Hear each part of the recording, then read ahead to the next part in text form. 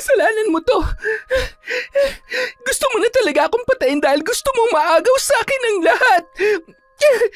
Sino ka para sabihin sa akin yan? Magsama kayo. Kapag hindi mo tinikom yung bibig mo, mas lalo kang pahihirapan ng pangit na Cheska na yon. Kaya manahimik ka. Naiintindihan mo? Alam mo, hindi ko alam kung bakit. Sa hilig mo mamintas ng iba, pero yung sarili mo hindi mo nakikita. Alam mo kung anong totoong pangit? Yang ugali mo. Sus, buti nakakahinga ka pa kapag nakaharap sa salamin. Gandang-ganda sa sarili. Ang kapal-kapal naman ng foundation mo. Ayaw mo talaga akong tantanan, ha?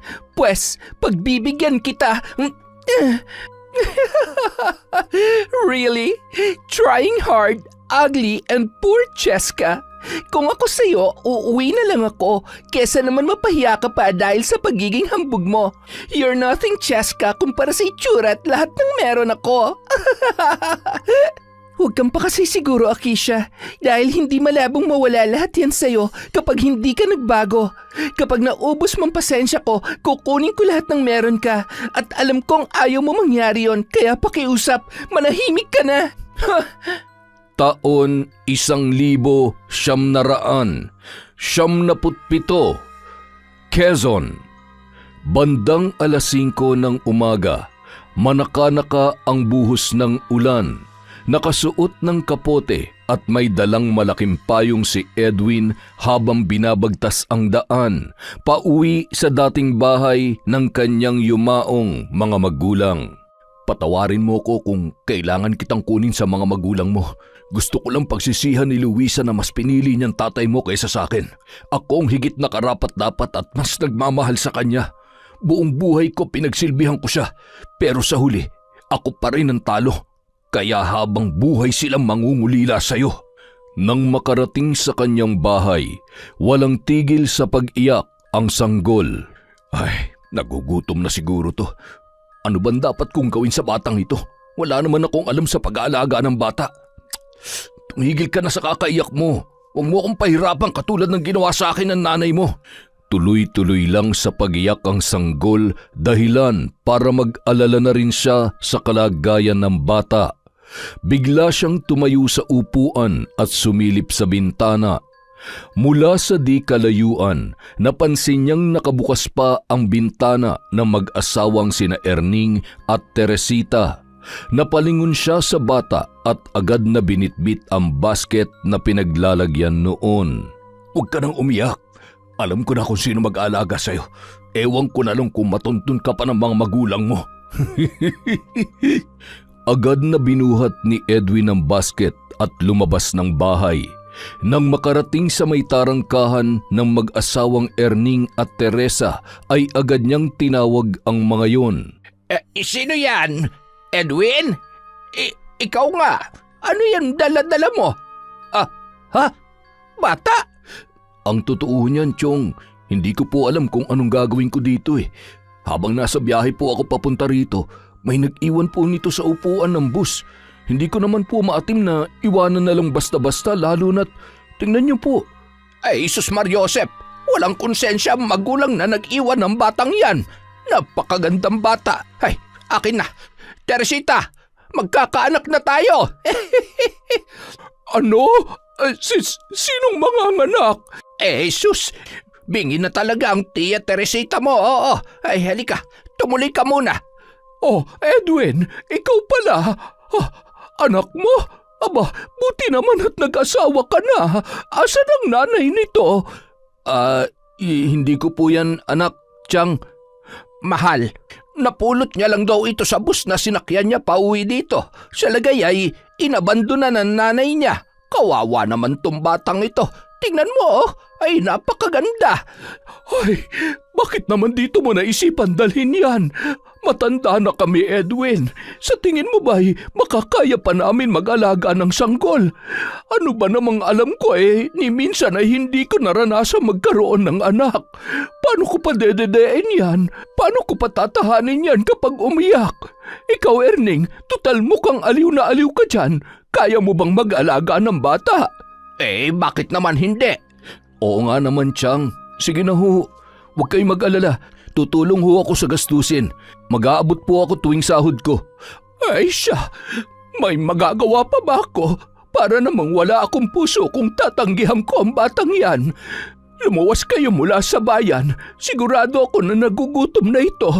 Bumili kayo ng mga gamit na kakailanganin niya. Kailangan niya ng makainom ng gatas. Madali kayo. Agad namang umalis si Mang Erning at si Edwin papunta sa bayan. Nagkusang loob na si Edwin na bayaran ang kanilang mga pinamili nung gabing yon para sa sanggol.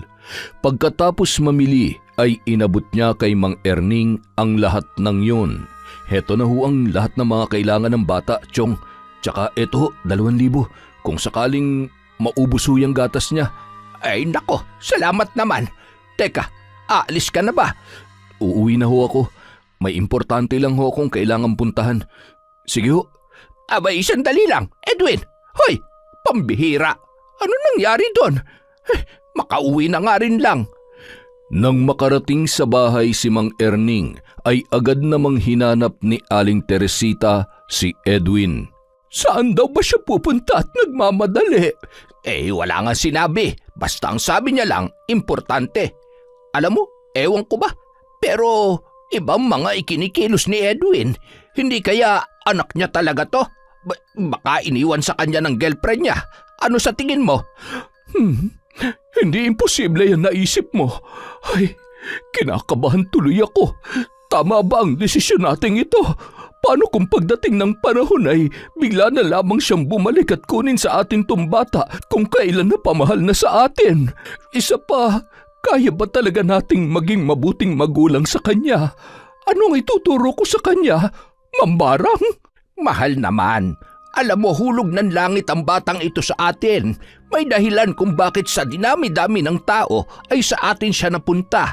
Hindi na balik kung sino magulang niya at kung sino talaga ang batang ito. Ang importante, hanggat nandito siya sa puder natin, ay aalagaan natin siya at mamahalin na parang tunay na nating anak. Tama ka, Erning. Sa wakas ay mararanasan na rin nating maging magulang. Susubukan kong maging isang mabuting ina. Kaya, ayan, padedeem mo na yung anak natin at inaantok na ako.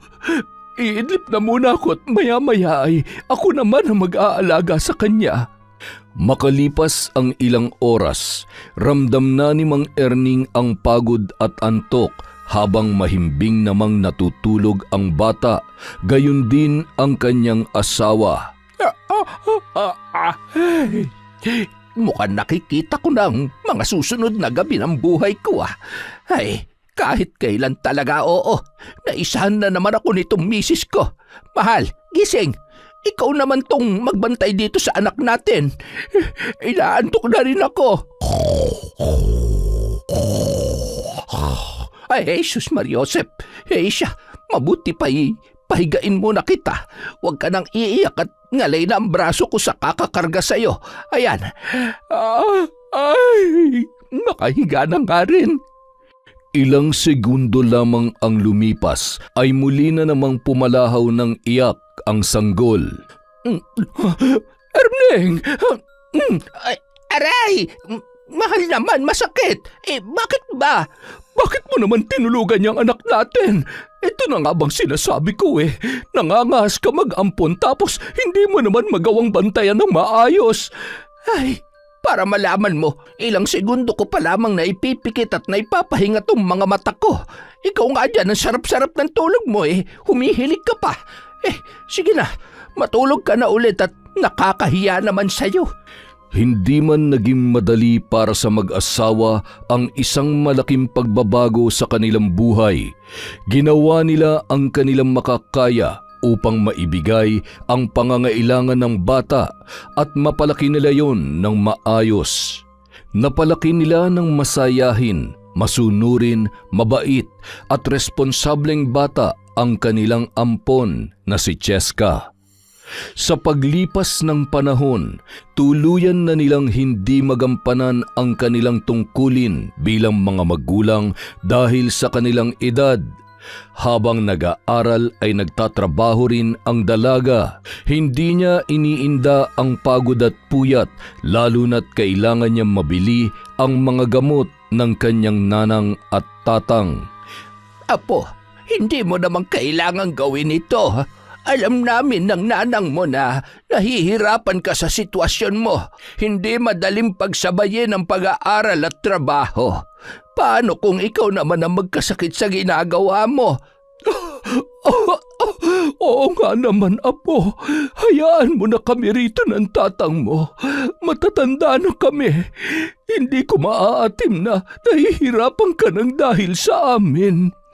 Nanang, tatang, napapagod man ho ako pero hindi po yung dahilan para pabayaan ko kayo. Mahal na mahal ko po kayo. Wala akong hindi kayang gawin para lang masiguro na makakasama ko pa kayo ng matagal. Kaya huwag kayong mag-alala. Ako pa ba? Pinalaki niyo kaya akong matatag at handang harapin ang lahat ng laban.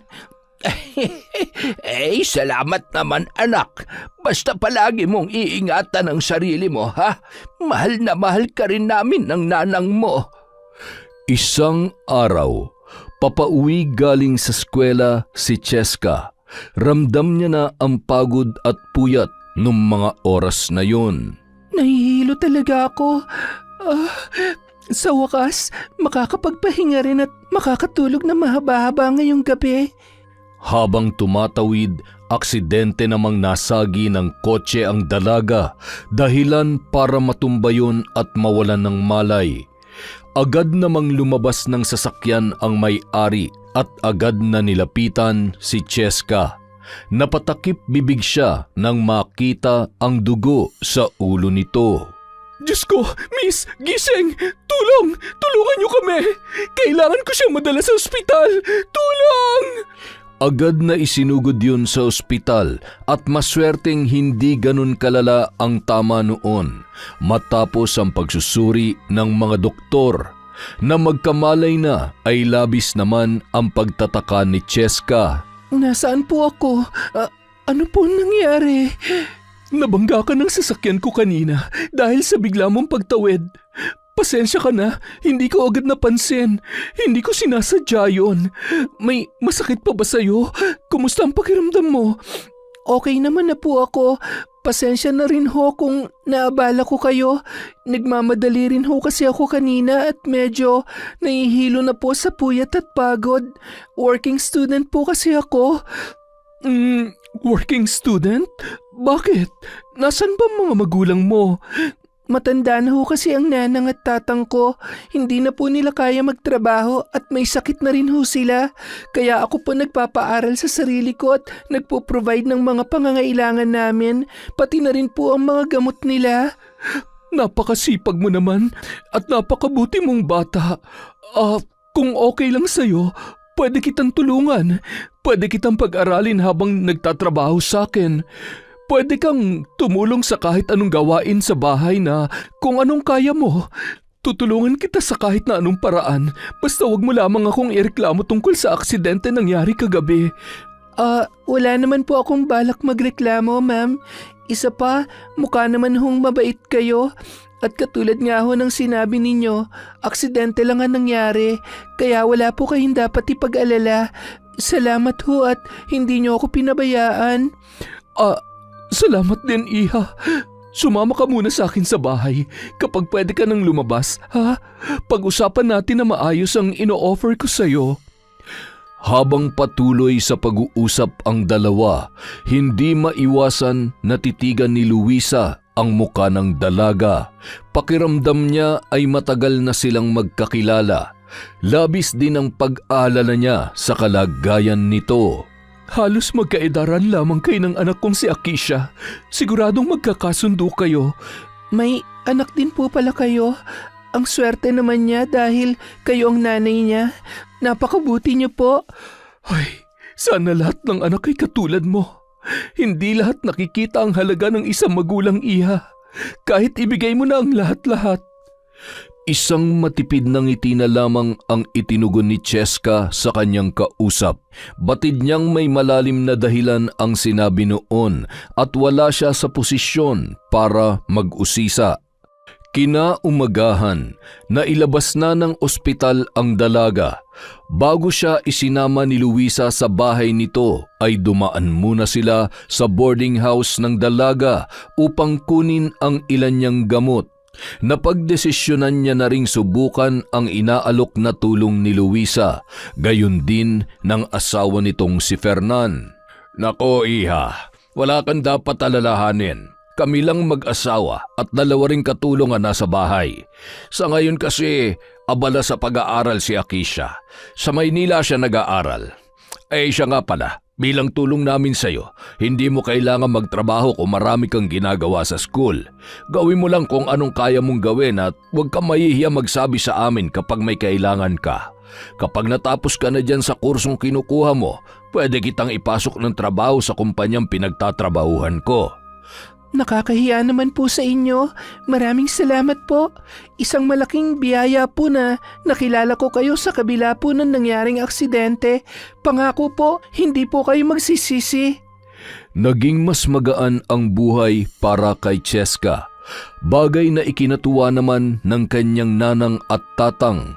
Ngunit makalipas ang 3 buwan na pamamalagi sa bahay na mag-asawang Luisa at Fernan na maalam na rin ang kanyang nanang Teresita.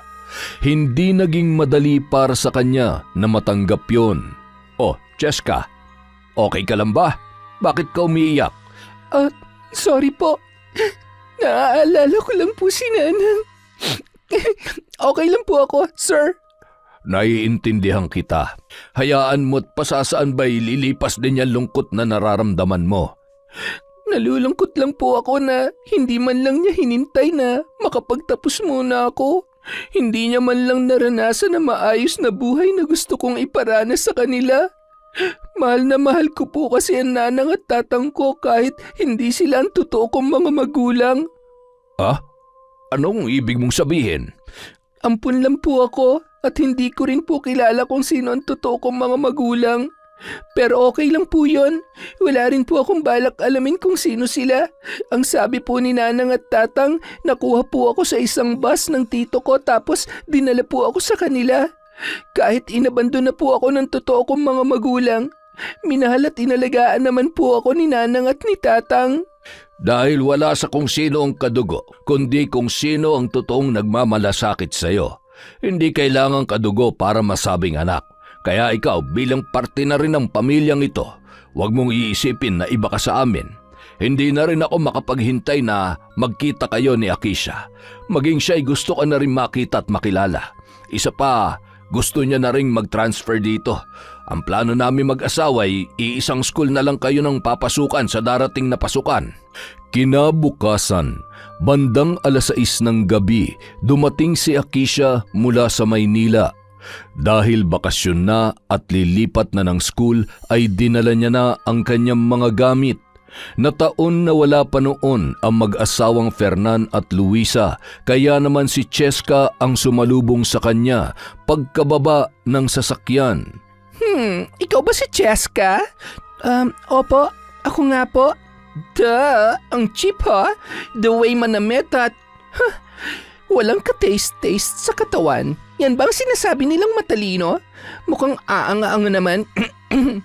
Pakidala na lang ang mga gamit ko sa room ko. Pakiingatan na lang ha. Mamahalin na mga yan. Ay, siya nga pala. Sina Mami at Daddy. Papauwi na raw po sila. Medyo na traffic lang. Okay, pagkatapos mong iakyat ang mga yan, magluto ka naman ng ulam for us. Matagal kong hindi nakasama si Mami at Daddy so gusto ko na ipagluto mo kami ng masarap at kakaiba. Well, sabi ng Mami, masarap ka raw magluto. Isang matamis na ngiti lamang ang itinugon ni Cheska kay Akisha. I don't think na makakasundo ko siya. Hindi ko siya gusto. For sure, pinagsasamantalahan niya ang kabaitan ng Mami at Daddy ko. Isa pa, hindi ako makakapayag na may ibang pumapapel sa buhay ni na Mami at Daddy, kaya humanda ka sa akin. She looks so pangit and so baduy. Hindi siya nababagay dito. Makalipas ang ilang minuto, dumating na rin ang mag-asawang Fernan at Luisa. Masaya naman sila na muling makita ang kanilang pinakamamahal na anak na si Akisha. Kumusta ka anak? Napagod ka ba sa biyahe? Okay lang naman po ako, Daddy. Medyo traffic lang. Hi, Mommy! I miss you. Buti naman po at umuwi na kayo. Namiss ka rin namin ng daddy mo. Kanina ka pa ba dumating, sweetheart? Almost 30 minutes na rin po siguro. Ay, siya nga pala. Nagkita na ba kayo ni Cheska? Yeah. Nakita ko na siya. Actually, she's cooking for dinner. Gusto ko lang malaman kung totoong masarap nga siya magluto. Nagugutom na rin po talaga ako eh. Tara, baka sakaling nakaluto na si Chaka si Cheska. Mabait na bata si Cheska, anak. Parte na rin siya ng pamilya natin. Kaya mas ma-appreciate namin ng mami mo kung ituturing mo siya na para mo na ring kapatid. What? Teka, kailan pa ako nagkaroon ng kapatid? Don't tell me na maliban sa akin pinag-aaral niyo siya at balak niyo na rin siyang ampunin. Gosh, saan niyo ba siya napulot, Dad? Gaano kayo kasigurado na mabuting tao siya? What if may gawin siya masama sa family natin? What if magnanakaw pala siya? Hindi ba kayo natatakot? Sa panahon ngayon, mahirap magtiwala sa kung sino-sino lang. Anak, ilang buwan na rin namin siyang kasama. Ni minsan hindi niya pinagsamantalahan ang kabaitan namin ng daddy mo. Mabuti siyang tao. Mas makabubuti kung kikilalanin mo muna siyang mabuti. Ay, fine. Pero hindi ko may papangako na magugustuhan ko siya, lalo na kapag nakita o nalaman ko na hindi makabubuti sa family natin. You know naman, Daddy and Mommy, concerned lang ako sa familyng to. Marami mga tao na tinutulungan na nga nagagawa pa rin nilang saktan yung taong tumulong sa kanila. Nangyayari siya at hindi imposible na mangyari sa atin kung hindi tayo magiging maingat sa taong wini-welcome natin dito sa bahay. Nagkatinginan na lamang ang mag-asawa at iniba ang usapan. Mabuti pa bumaba na nga muna tayo para kumain. Sige po, Daddy. Susunod po ako kaagad. Habang pababa ng hagdan, naamoy na nila ang ulam na niluluto ni Cheska para sa kanilang hapunan. Ang bango naman. Bigla tuloy ako nagutom. Ay, nakakatuwa talaga tong si Cheska. Maliban sa mabait at matalino, marami ring alam sa bahay. Tama ka dyan, honey. Napapairap at napapataas na lamang ng kilay si Akisha habang nakikinig sa pinag-uusapan ng kanyang mga magulang. Nagmamadali yung bumaba at pumagitna sa kanyang mami at daddy. Eksakto naman nakahanda na ang pagkain sa lamesa. Kain na po kayo? Oh, saan ka pupunta? Maupo ka na't sumabay ka na sa amin. Sige na po, mamaya na lang po ako. Hindi pwedeng mamaya na. Huwag ka nang mahiya. Parte ka na ng pamilyang ito. Isa pa, masayang kumain na magkakasama. Okay po, sir. Tito at tita, yun ang itatawag mo sa amin. Sige po. Tito, kapag hindi ako nakapagpigil, tutusukin ko yung mata mo nitong tinidor. Masyadong mapapel. Ano ba nakita sa kanya ni na Mami at Daddy at daig pa nila nagayuma kung makaasta? Napakasarap ng luto mo. Sinigang sa bayabas po yan. Natutunan ko po yan sa nanang ko. Masarap po ba talaga? Ang sarap. Ngayon lang ako nakatikim ng ganito kasarap na sinigang. Grabe. Yung asim at linamnam ay panalo. Ang sarap. Ew! Anong masarap? Ang pangit ng lasa. Amoy bulok na... Sorry, pero busog pa pala ako. Sana next time before you cook, magtanong ka man lang muna kung anong gusto ko. So cheap, bayabas. Akisha, anong ugali yan ha? Kararating mo lang nag-uumpisa ka na naman. Why? I'm just telling the truth, Dad. Hindi naman talaga masarap. Hindi ko gusto. Kung masarap para sa inyo, pues ibahin niyo ako. Mas mabuti pa magutom kesa pakainin niyo ako ng ulam na hindi ko naman gustong kainin. Agad na tumayo si Akisha at padabog na umakyat ng hagdan. Malakas na isinara ang kanyang pintuan. Napailing-iling na lamang ang mag-asawa sabay na patingin sa nakayuko at napahiyang si Cheska. Pasensya ka na sa anak namin. Hindi na rin namin alam kung paano mababago ang kanyang ugali. Hindi namin alam kung saan kami nagkulang sa kanya. Kung alam niya lang ang totoo, ay nako, siguradong hindi siya magkakaganyan. Pasensya na po. Tama naman po si Mama Kisha. Dapat nagtanong po muna ako. Hindi ka dapat mag-sorry, Iha. Masarap yung luto mo. Huwag mo na lamang intindihin yung si Akisha. Mukhang tinotopak na naman. Hayaan mo't kakausapin ko mamaya. Huwag na po, baka lalo lang po siyang magalit. Magluluto na lang po ako ng gusto niyang ulam. Wag na, Cheska. Kung ayaw niyong kumain, hayaan natin siya magutom o magluto siya ng kakainin niya. Sige na, kumain na tayo. Walang imikan na kumain ang mga yon habang nagwawala naman sa higaan si Akisha. Buisit na Cheska yan. Humanda siya sa akin. Gagawin kong impyerno ang buhay niya hanggang sa siya mismo ang magkusang umalis dito sa bahay. Nang gabi ring yun, tinawagan ni Akisha ang kanyang kaibigan na si Angelo. Oh, kumusta? Kailan ka ba uuwi dito sa atin? Hay, nakauwi na ako. At nagsisisi ako na umuwi ako dahil ilang oras pa lang ako dito, kumukulo na agad ang dugo ko. Bakit naman? Don't tell me na napagalitan ka na naman ng mami at daddy mo. Ano na naman bang ginawa mo? Kasalanan to ng pangit na sampid sa bahay na to. Ah, si Cheska ba? Yung pinag-aaral ng mami at daddy mo? Ano ka ba? Mabait kaya yun, tapos kilala yun sa school namin. Scholar yun mula first year at active na officer ng iba't ibang club. Stop it, Angelo. Do you think kaya niya akong tapatan kapag nag-transfer na ako sa school nyo? Ilalampaso ko siya. Gagawin ko siyang anino ko. Ilalagay ko siya sa lugar kung saan nababagay ang basurang katulad niya. Hay, wag namang ganun. Mas maganda kung kikilalanin mo muna siya ng maayos. Tsaka sinasabi ko sa'yo, hindi magiging madali ang pinaplano mo. Ngayon pa lang, kung ano man yung iniisip mo, wag mo nang ituloy. Baka mamaya ikaw pa mapahamak. Minamalit mo bang kakayahan ko? Lahat ng gusto ko nagagawa ko at walang nakakapigil sa akin. Hindi si mami at daddy, hindi ikaw at lalong hindi ang pangit na yon. Ay nako, mas nakakapangit yung pinaplano mo kaya buti pa wag mo nang subukan. Alam mo kung hindi mo ako susuportahan sa plano ko, kalimutan mo na lang na magkaibigan tayo. Kinabukasan, tahimik na bumaba si Akisha ng hagdan habang nag-aalmusal na sina Luisa, Fernan at gayon din si Cheska. Talaga bang hindi niyo ako niyaya mag-breakfast? Hi, I'm sorry for what I did last night. Sorry, Cheska. Siguro nagpadala lang ako sa selos bilang nag-iisang anak ni na mami at daddy. Ngayon ko lang kasi naramdaman na parang may kahati ako sa atensyon nila. I'm sorry. Matamis ng ngiti lamang ang itinugon ni Cheska. Tama kayo, Mom, Dad. Mas makabubuti kung bibigyan ko ng time ang sarili ko na mas makilala si Cheska. Sorry po, hindi na po mauulit. Pasensya na rin kung napagtaasan kita ng boses kagabi, anak. Alam mo naman na kahit gaano ka namin kamahal, ang mali ay mali at hinding-hindi namin kukonsintihin ng mami mo yun. Siya, maupo ka na at kumain ka ng marami. Matapos mag-almusal, agad na ring umalis ang mag-asawa para pumasok sa kani-kanilang trabaho. Mula nung araw na yun, naging maayos na ang pakikitungo ni Akisha kay Cheska. Ngunit kapag wala ang kanyang mga magulang ay hindi magkanda-ugaga ang dalaga sa sunod-sunod na utos ni Akisha.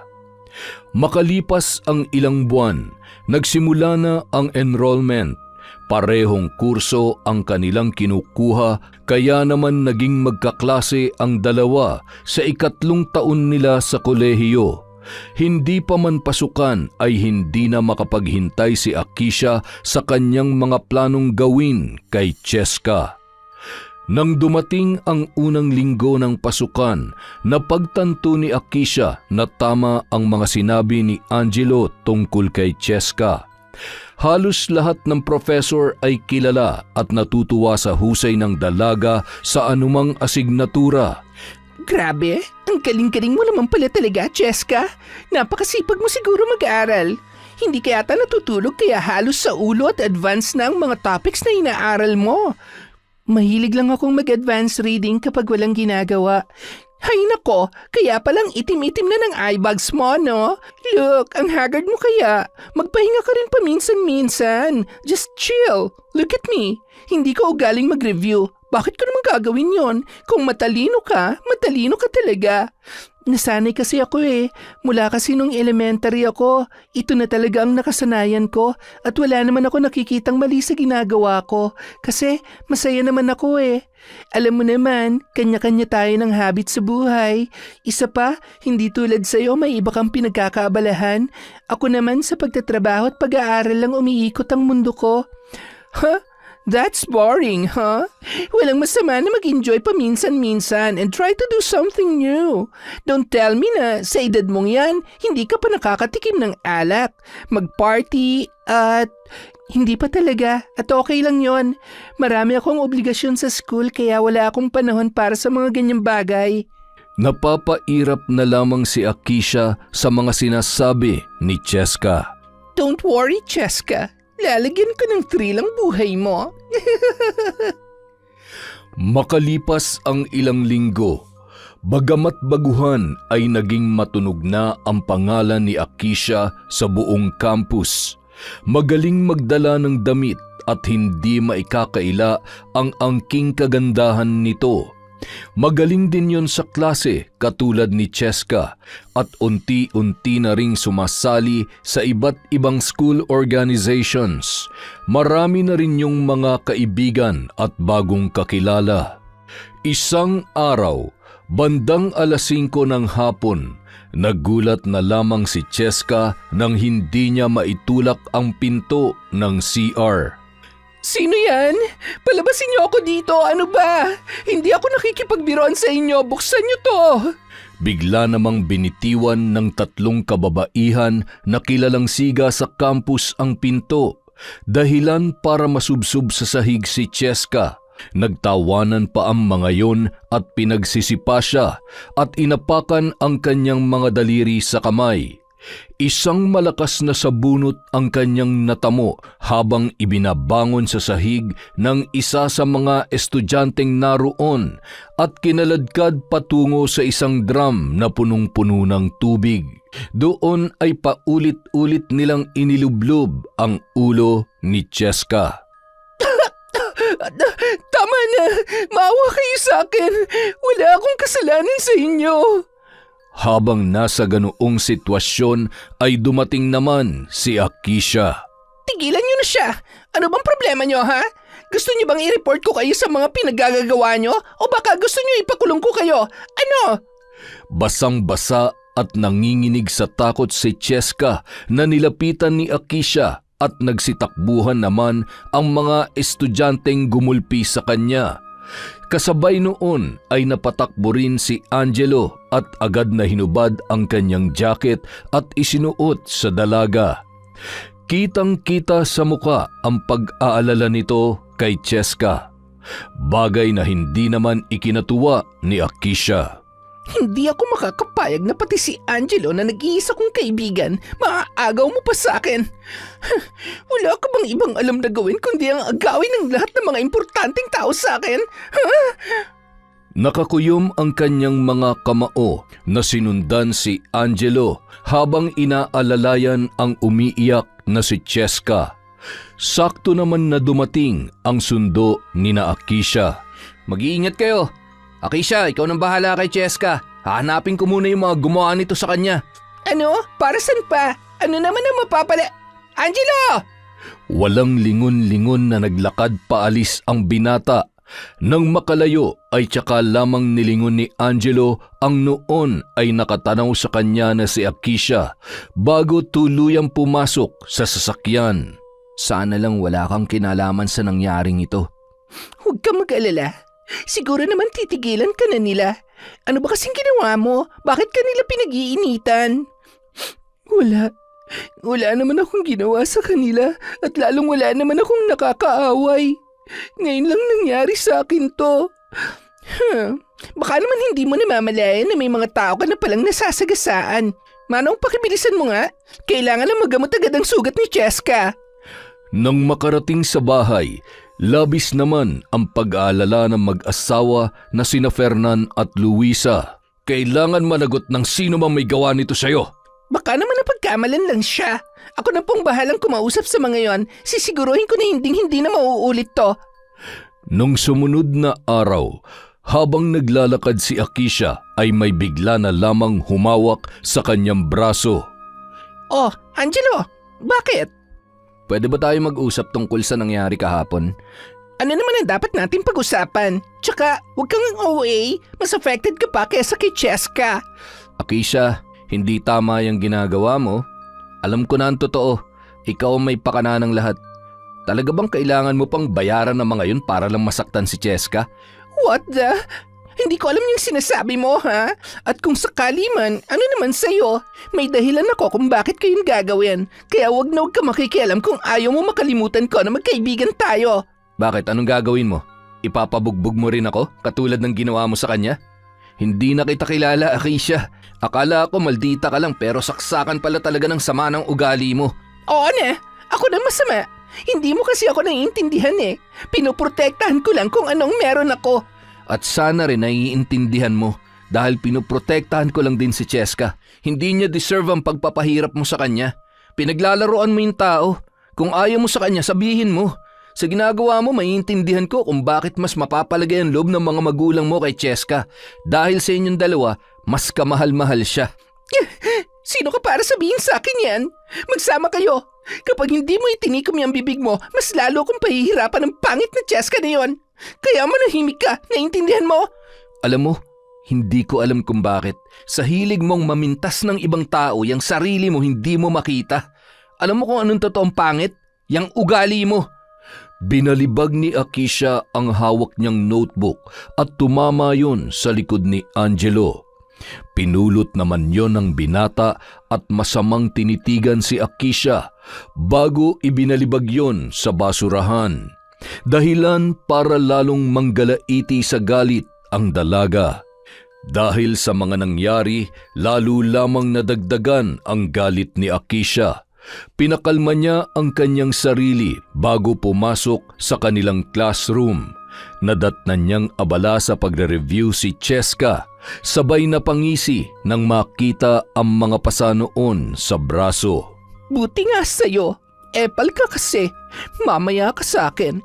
Ewan ko na lang kung may mukha ka pang iharap sa buong school. Sorry ka na lang, Cheska. Agad na ring nagsimula ang kanilang exam. Habang tahimik ang lahat ay agad na may sinipayon papunta sa may ilalim ng upuan. Nagpaikot-ikot ang kanilang professor at nakita ang isang papel.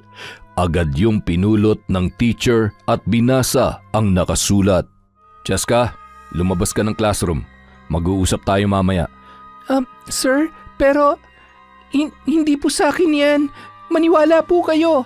Sabi ko, lumabas ka ng classroom. Nanlilisik ang mga mata ng professor dahil sa galit nung mga oras na yun. Ang lakas ng loob niya mag-cheat sa klase ko. Hindi ko palalampasin to. Kaya kayong lahat, hindi bali ng hindi kayo perfect. At least hindi kayo cheater.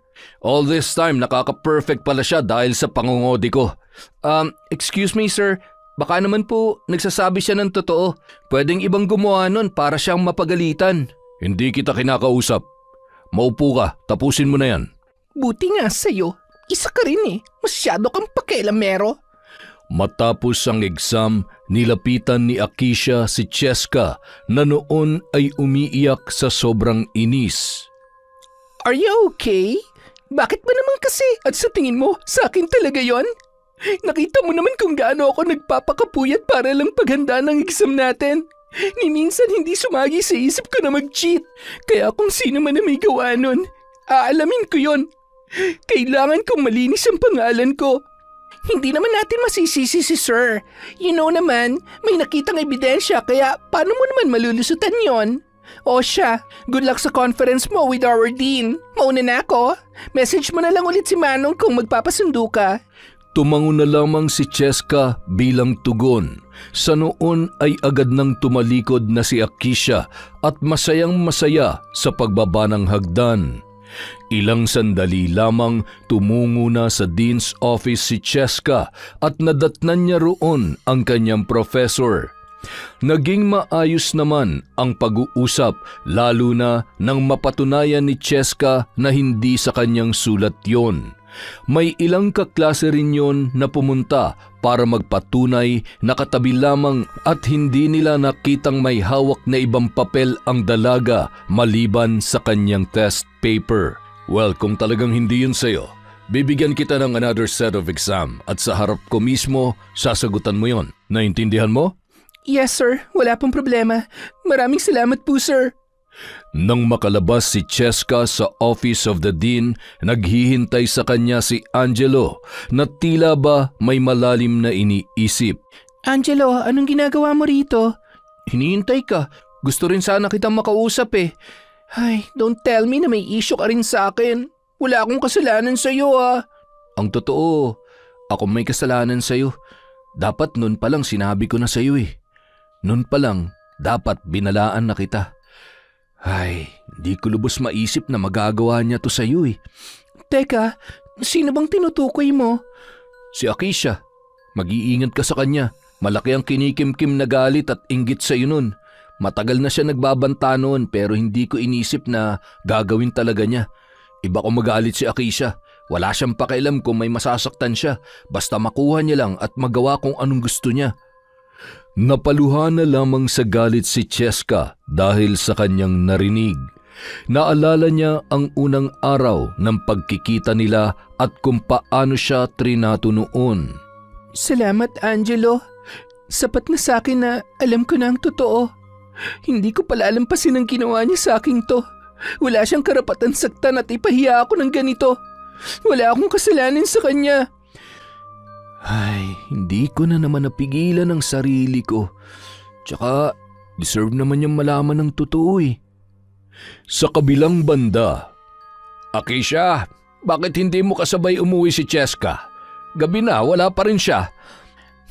May conference pa kasi yon, Daddy. Ano kasi nahuli siyang nag-cheat ng professor namin. Hindi ko nga rin alam kung bakit niya ginawa yon. All this time, akala ng lahat matalino siya pero ang totoo, isa pala siyang cheater. Ay, sobrang nakakahiya yon. Sigurado ka ba dyan, anak? Todo review yon. Hanggang madaling araw. Imposible naman yata yan. Maybe that's her way para di halata na nag-cheat siya. Sige na po, Mami, Daddy. I have to rest din muna. Hindi na nagpasundo pa si Cheska. Sumakay na lamang yon ng tricycle pa uwi at nang makarating ay agad niyang hinanap si Akisha. Sakto naman sanang pababa ng hagdan ang dalaga kaya naman nagkasalubong na ang kanilang paningin. Oh, nandito ka na pala. Kumusta? Anong sabi ni Sir? Suspended ka ba? Nalinis ka ng pangalan ko at wala naman dapat akong linisin kung wala lang sanang masamang loob na wala nang ibang ginawa kundi ang ipahamak ako. Ang laki ng inggit sa katawan at nakakaawa dahil napakadesperado naman para gawin yun sa akin. Anong sinabi mo? Desperado? Oh, bakit parang masyado kang guilty? Tinamaan ka ba? Dahil ikaw may pakana ng lahat. Ano pang pinaplano mo, ha? Ano? Cheska, bitawan mo yung braso ko. Huwag ka nga nang bibintang. Hindi ko alam ang sinasabi mo. Ah, talaga? Hindi mo alam o nagmamaang-maangan ka lang? Sabi nang wala akong alam eh. Bakit bang kulit mo? Nang marinig ng mag-asawa ang pagtatalo ng dalawa ay napatakbo yun at nang makita ni Akisha na paparating na ang kanyang mami at daddy, nagpatihulog yun sa hagdan. Napahawak naman sa bibig si Cheska na gulat sa ginawa ni Akisha. Mami, Daddy, ang sakit! Tulong! Ang sama-sama mo, Cheska! Ang sama mo! Diyos ko, Akisha! Fernan, dalhin natin siya sa ospital. Hindi kita tinulak.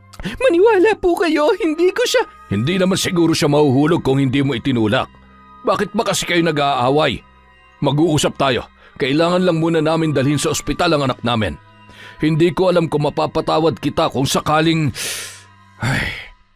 Napaupo na lamang sa hagdan si Cheska at pinagsusuntok yon dahil sa galit na kanyang nararamdaman. Wala akong kasalanan. Hindi ko siya tinulak. Napakasama mo, Akisha. Hindi ko na kayang tiisin pa ang ginagawa mo sa akin. Mas mabuti pang umalis na lang ako dito. Nang gabing yun, nagligpit na ng gamit si Cheska at nag-iwan na lamang ng sulat para sa mag-asawa.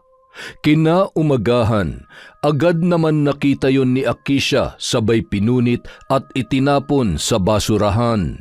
Pilay ang kanang paa ng dalaga na noon ay hindi pa makalakad ng maayos. At talagang lalayas ka na lang, nagdidrama at nagpapaawa ka pa. Kahit anong mangyari, ako pa rin ang pipiliin ng mami at daddy ko dahil sampid ka lang at ako ang kanilang anak. Nalungkot naman ang mag-asawa sa pag-alis ni Cheska. Hindi kaya nagkamali tayo na hinusgahan natin agad si Cheska? Paano kung nagsasabi nga siya ng totoo na hindi niya sinasadya or hindi niya naman talaga tinulak si Akisha? Ay, pero nakita naman natin na nangyari at kung paano gumulong si Akisha sa hagdan. Buti na nga lang at hindi siya gaanong napuruhan. Baka maipakulong ko pa si Cheska. Bah, pagkatapos natin siyang tulungan ay kita mo naman, basta na lang tayong iniwan ng walang pasabi. Napakabastos ng ginawa niya. Kung wala talaga siyang kasalanan, edi sana hinarap niya tayo. Ay, ewan ko ba, pero nalulungkot ako sa nangyayari. Hindi ako makatulog sa gabi. Iniisip ko siya. Fernan, nag-aalala ko para kay Cheska. Ay, mas makabubuti nang ibuhos na lang natin lahat kay Akisha. Yun ang nararapat sa ating pamilya. Lumipat naman ng section si Cheska para iwasan si Akisha. Ngunit naging mas harap-harapan na ang pambubuli noon sa kanya. Girls, naamoy niyo ba yun? Amoy masangsang, right? Buwak. Tara, lumipat nga tayo. Oh, lumayo-layo kayo at baka makahaway ang masangsang na ugali nyo, lalo ka na, Akisha. Mukhang sakit mo na yata yan at hindi ka nagagaling. Cheska, guilty? Huwag mo kasing sinasalo ang mga sinasabi ko. Let's go, girls. Nasusuffocate ako kapag nakakakita ko ng pangit eh. Kailangan ko ng sariwang hangin. Sus, buti nakakahinga ka pa kapag nakaharap ka sa salamin. Gandang-ganda ka sa sarili mo, ang kapal-kapal naman ang foundation mo. Ayaw mo talaga akong tantanan, ha? Pwes, pagbibigyan kita.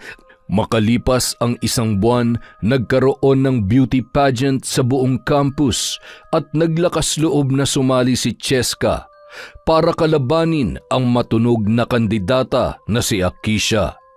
Galit naman si Akisha na kinumpronta si Cheska. Seriously, kakalabanin mo ko? Hindi ka man lang nahiya sa katawan mo? Like, kailan ka ba huling tumingin sa salamin?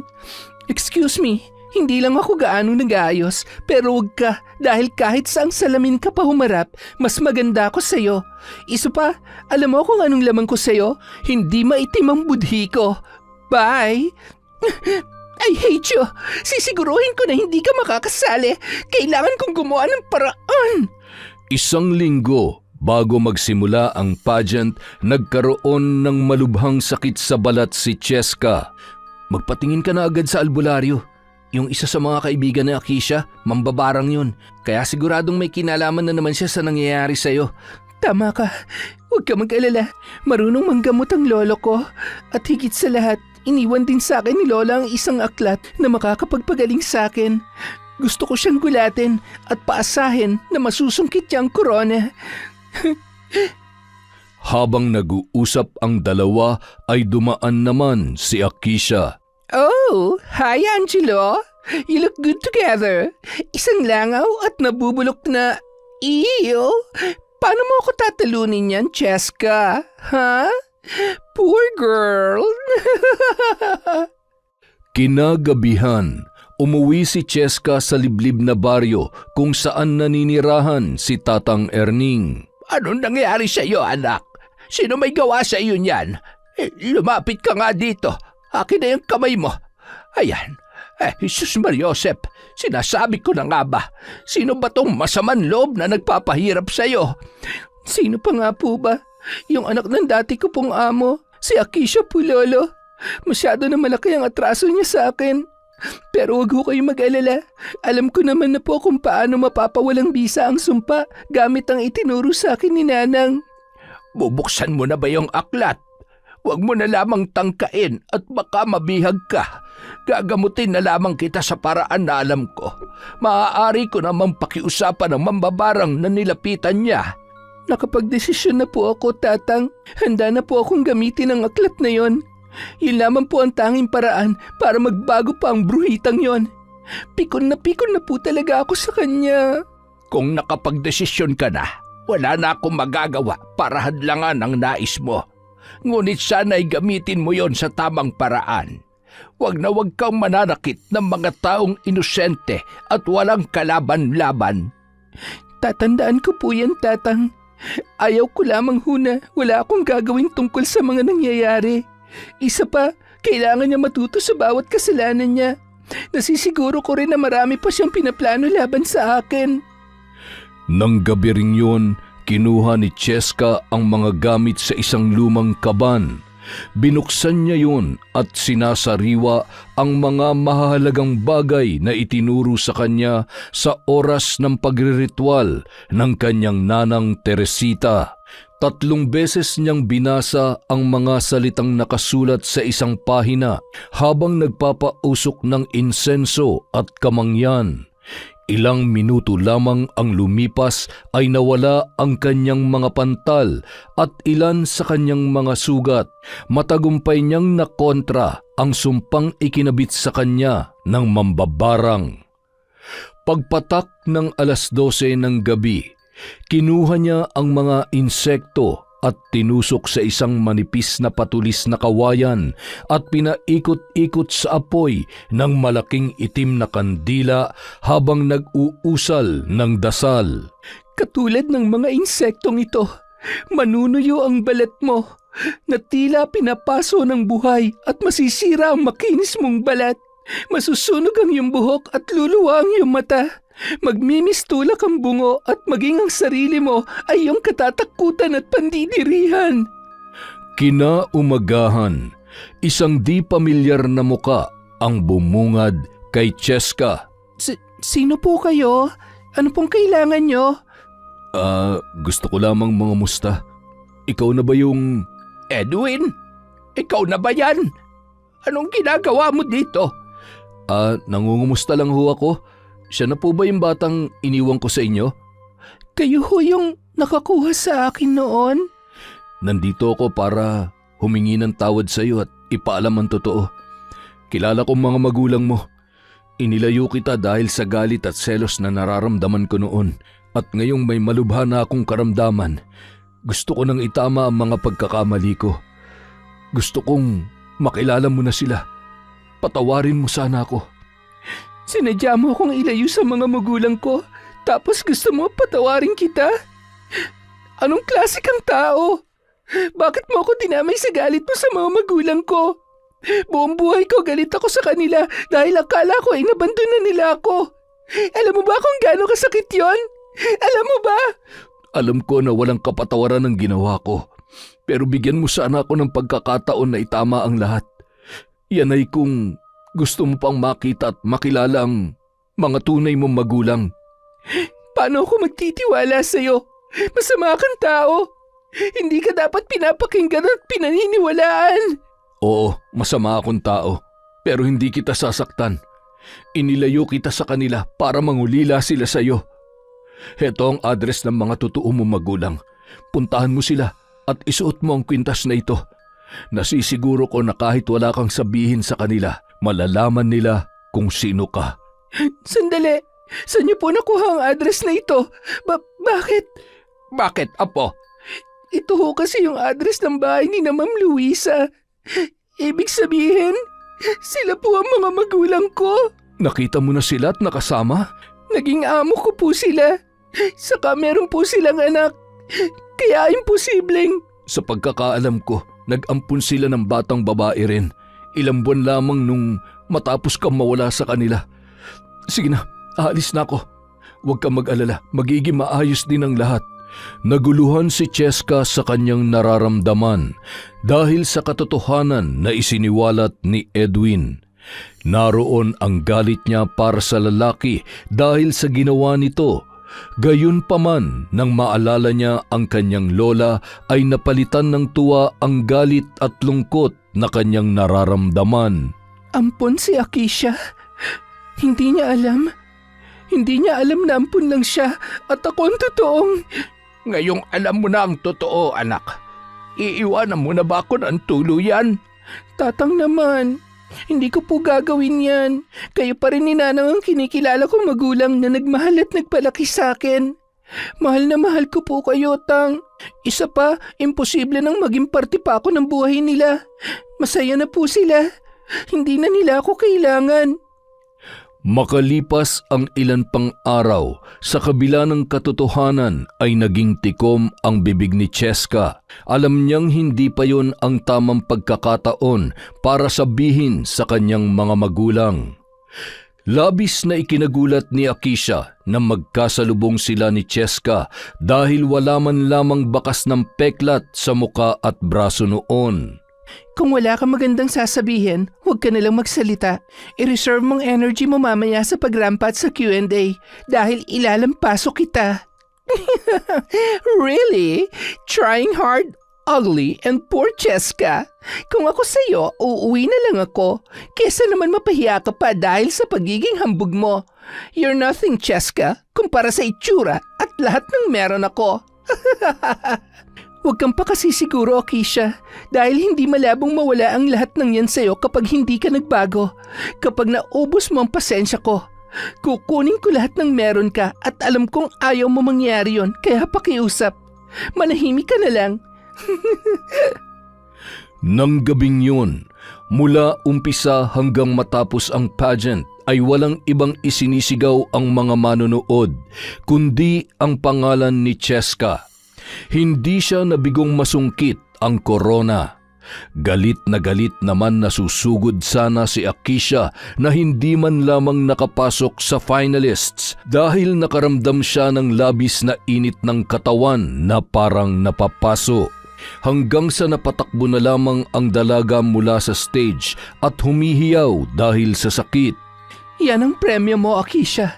Sana pag nalampasan mo yan, magbago ka na. Dahil kung hindi, mapipilitan akong gumamit ng mas matindi pang sumpa na puputol sa sungay mo. Nakita niya kung paano nag-alala sina Luisa at Fernan para sa kanilang anak at agad na umalis nung mga sandaling yun pauwi sa kanilang bahay. Umuwi si Akishang luhaan at hindi man lamang mapatahan ng mag-asawa. Aray ko! Mom! Hindi ko na kayang init at hapdi ng katawan ko! Ang kati ng mukha ko! At anong mga to? Bakit ang dami kong butlig sa mukha? Mommy, Daddy! Ano nangyayari sa akin? Maybe... Oh no! Hindi kaya gumanti sa akin si Cheska at pinabarang niya rin ako? Kaya ba gumaling siyang bigla dahil... No! Hindi pwede! Mapapatay ko siya! Anong sabi mo? Ipinabarang mo si Cheska? Ano? Dad, kasi... Alam mo bang mali ang ginagawa mo? Ano ka ba naman? Tingnan mo, sa iyo bumabalik ang lahat ng ginagawa mo sa kanya. Nakausap namin si Angelo at sinabi niya sa amin ang iba pang ginawa mo kay Cheska. Anak, bakit ka ba ganyan? San ba kami nagkulang sa iyo? Binigay namin ang lahat at itinuring ka naming tunay na anak. Tapos, Anong ibig niyo sabihin? Hindi niyo ako totoong anak? Kaya ba hindi ko maramdaman na mahal niyo talaga ako dahil ampun ako? Ayoko na sa inyo! Pare-pareho lang kayo! Ibaba niyo ako! Stop the car! minahal ka namin at ibinigay namin ang lahat sa iyo. Paano mo nasasabing hindi ka namin mahal? Mahal na mahal ka namin ng mami mo. Hindi ka namin kadugo pero anak ka pa rin namin. Hindi niyo mabibilog ang utak ko! Hindi ako tanga! Mula ngayon, kalimutan niyo lang may anak kayo! Yan ba talaga ang gusto mo, Akisha? Oo! Akala niyo ba hindi ako mabubuhay na wala kayo? Kaya ko! Hahanapin kong totoo kong magulang at hindi na ako manlilimos ng totoong pagmamahal sa inyo! Ayoko na sa inyo, mga sinungaling! Bigla niyang binuksan ang pinto at padabog na isinara. Fernan naman, paano kung may masamang mangyari sa kanya? Hindi natin siya pwedeng pabayaan. Alam mo, sa tingin ko, panahon na para ipakita sa kanya na hindi sa lahat ng pagkakataon tama at masusunod siya. Kailangan niya matuto sa mga pagkakamali niya. Masyado na tayong pinapaikot ni Akisha sa kanyang mga palad. Mahal ko siya, kaya bilang magulang, kailangan natin siyang turuan ng leksyon. Hindi pa man tuluyang nakakalayo ang sasakyan ay nakita nila kung paano yun natumba at nawalan ng malay. Nang balikan at buhatin nila yon ay nagulat sila sa kulay ng balat at itsura ng buhok ni Akisha na animoy sinilaban ng apoy. Nangulubot ang kanyang balat at nakakatakot ang itsura ng kanyang muka, lalo na ang mga nakausling mga mata. Akisha, anak, anong nangyayari sa'yo? Kailangan natin makausap si Cheska. Kung siya man na may gawa nito, marahil masyado na malaki ang atraso ng anak natin sa kanya. Sa ilang buwan na nakasama natin siya, alam ko na may mabuti pa rin siyang puso. Pwede natin siyang pakiusapan ng maayos. Dinala muna nila si Akisha sa isang albularyo. Maaaring nabalikan siya ng sumpa o maaari ding sinadya ito. Huwag kayong mag-alala. Susubukan kong mabigyan ng lunas ang anak ninyo sa pamamagitan ng pakikipagkasundo. Ilang minuto rin ang inabot ng pagriritual. Tumutulo ang pawis at tila ba nang hihina ang matandang albularyo matapos makipagtuos sa mambabarang. Mabagsik man ang kanyang kapangyarihan, nananatiling busilak ang kanyang puso. Ang hangarin niya lamang ay magbago at magsisi si Akisha sa kanyang mga nagawang pagkakamali. May isang malaking misteryo sa pagkatao ng mambabarang. Isang katotohanan ang mabubuksan na hindi ninyo inaasahan.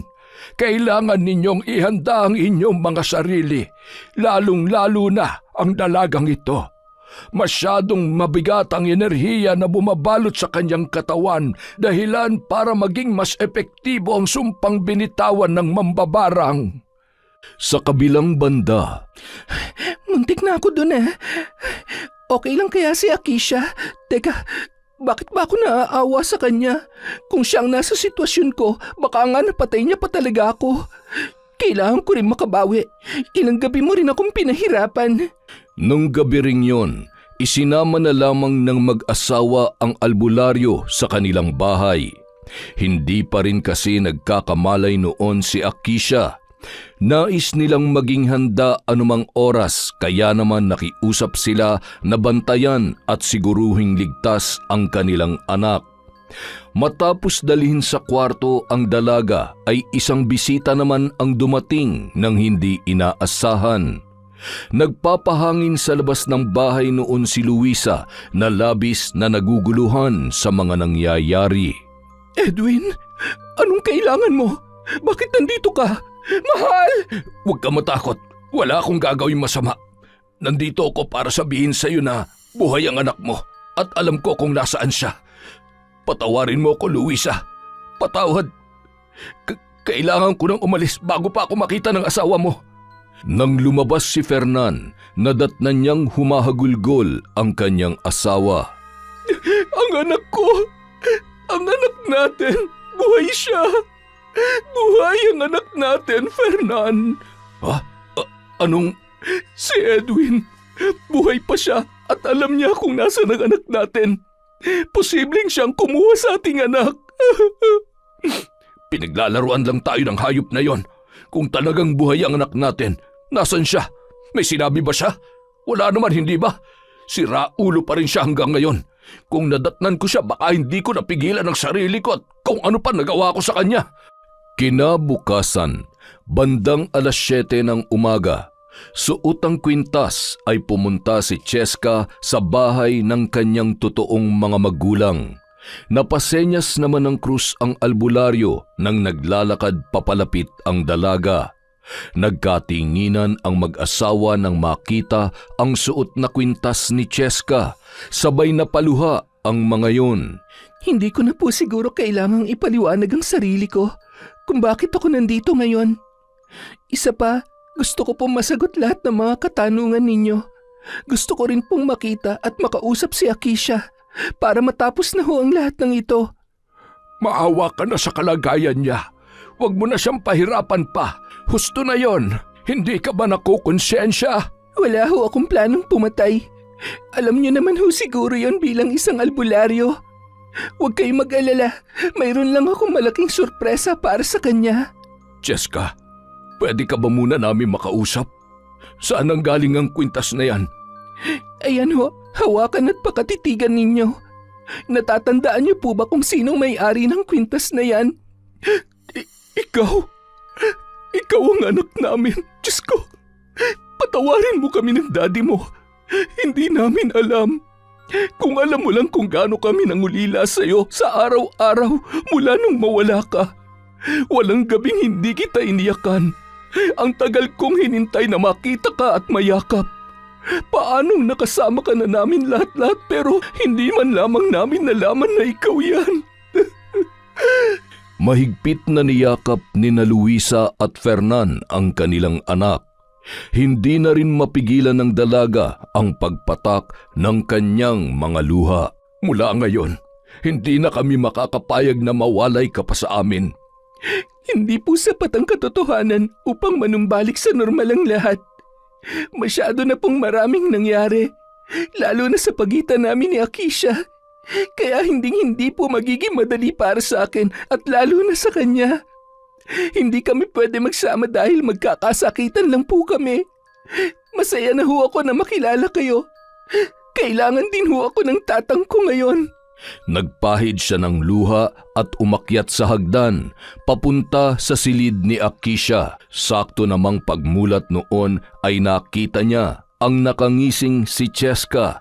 Ikaw? Anong kailangan mo sa akin, ha? Anong ginawa mo? Mandaraya ka talaga kahit kailan. Alam mong hindi totoo yan. Dahil sa ating dalawa, mas alam mo na wala akong ginawang mali sa'yo. Maliban na lamang sa ibalik ko sa'yo ng doble ang sakit na ikinabit mo sa katawan ko. Ano?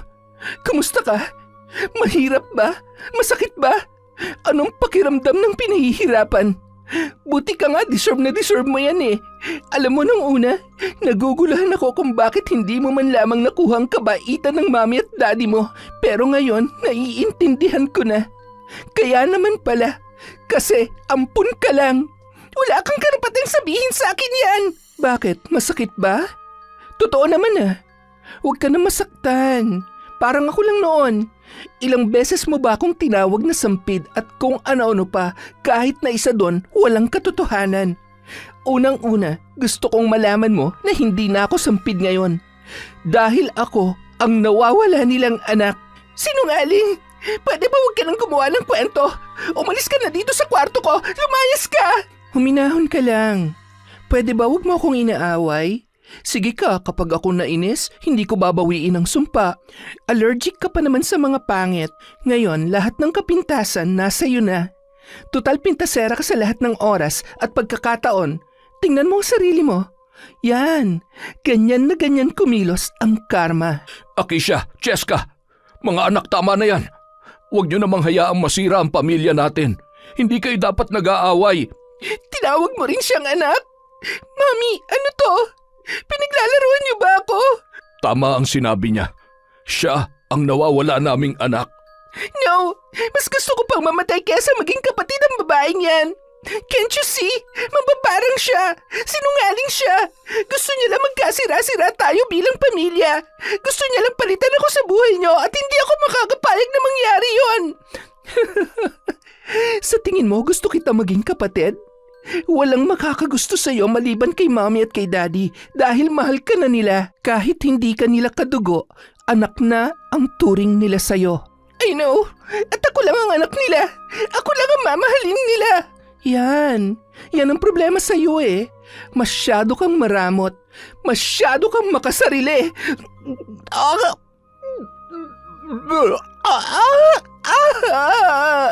Halos lumuwa ang mga mata ng mag-asawa nang makita ang napakaraming insekto na naglalabasan sa bibig ni Akisha. Kapag hindi ka nagbago, hindi titigil ang sumpa. Hindi ka gagaling. Ikaw ang papatay sa sarili mo dahil sa kagaspangan ng ugali mo. Kasalanan mo to. Gusto mo talaga akong patayin dahil gusto mong maagaw sa akin ang lahat. Wala akong gustong agawin sa'yo. Sadyang makitid lang talaga ang utak mo. Tama na! Nahihirapan na ako. Tigilan mo na ako, parang awa mo na. Magbabago na ako. Sana nga magawa mo pa magbago dahil kung hindi, ikaw ang magpapahirap sa sarili mo. Uuwi na po ako. Cheska, huwag ka nang umalis anak. Pakiusap. Alam kong hindi madali para sa iyo pero ikaw ang mas nakakaintindi sa kapatid mo. Patawarin mo na sana siya. Anak, huwag ka namang umalis. Nakikiusap ako. Dumito ka na muna. Pasensya na ho sa mga nagawa at nasabi ko. Susubukan ko pong makipag-ayos pero hindi pa po ito ang tamang panahon. Kailangan ho muna namin ng space. Kailangan niya rin ho kayo ngayon.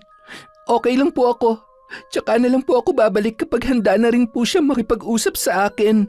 Hindi na napigilan pa ng mag-asawa ang kanilang anak, kaya hinayaan na lang muna nilang umalis yon.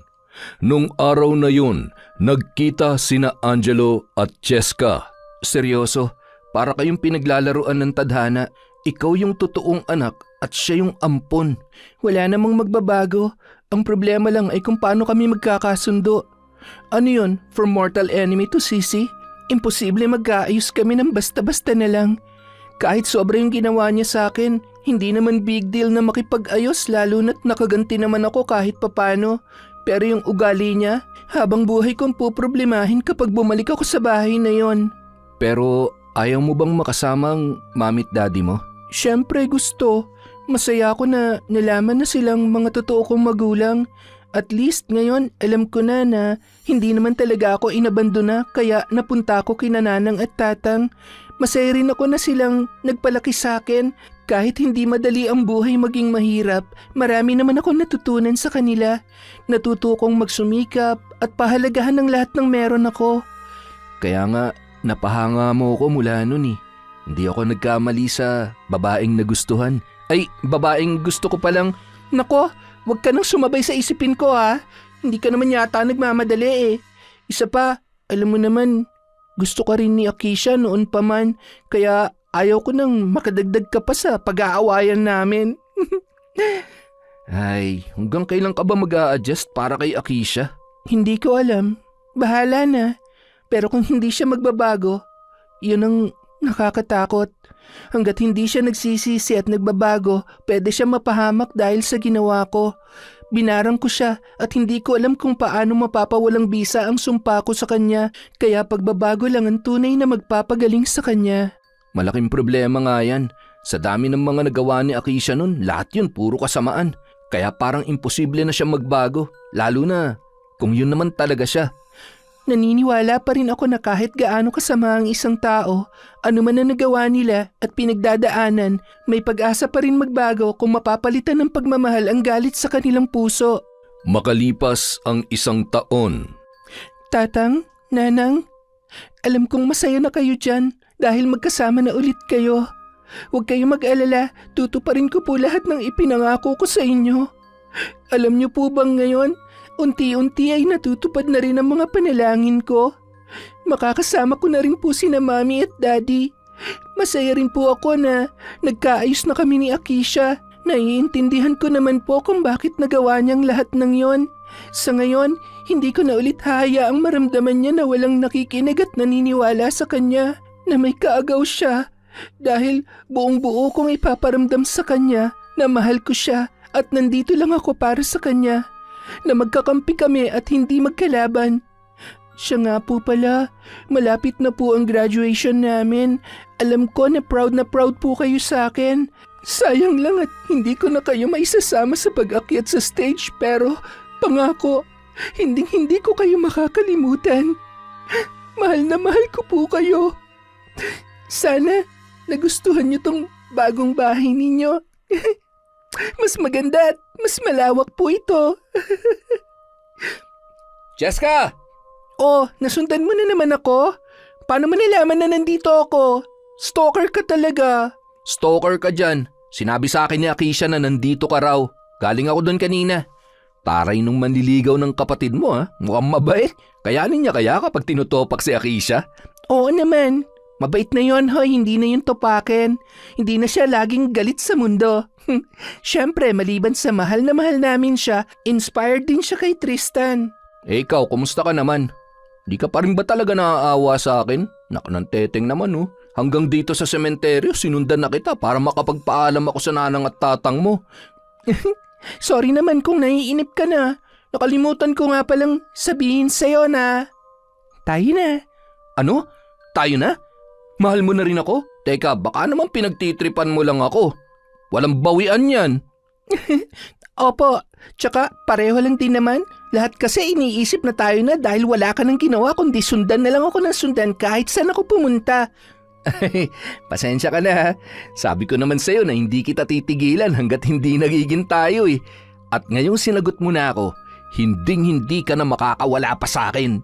Sus, tingnan ko lang kung magloloko ka pa. Alam mo naman kapag nagalit ako. Naalala mo ba yung ginawa ko dati kay Akisha? Ganun ang gagawin ko sa'yo kapag pinasakit mo ang ulo ko, niloko at sinaktan. Ay, tapon mo na nga yun. Di naman ako magloloko eh. Ayoko nga. Mas mabuti na yung nakakasiguro, yung may magagamit kung sakali. Tara na, may dinner kami ngayon. Sumama ka na rin. Kaya lang, kailangan mo muna akong tulungan magluto. Oo ba? Magluluto lang pala eh. Marunong naman akong maggayat ng sibuyas at magpitpit ng bawang. Hay nako, baka naman sobrang mapagod ka sa gagawin mong yan ha. Pasensya ka na ha. Wala talaga akong talent sa pagluluto eh. Hindi ako marunong magtimpla. Teka, first day pa lang natin, parang na-turn off ka na. Okay lang yan, para bukas, mag-move on na agad tayo. Huwag ka naman magbiro ng ganyan. Ano ka ba, pikon? Pero pwede naman nating tutuhanin kung gusto mo.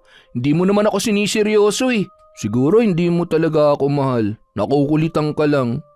Ay, ang daming sinasabi. Tara na. Ha?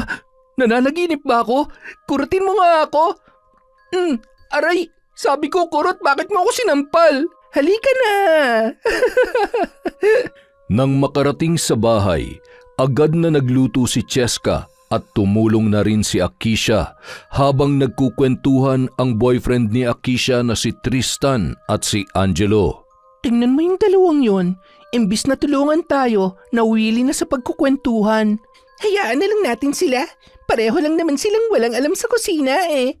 Mabuti na lang talaga tinuruan mo ako. Thank you, Cheska. Hanggang ngayon parang hindi pa rin ako makapaniwala na okay na tayo.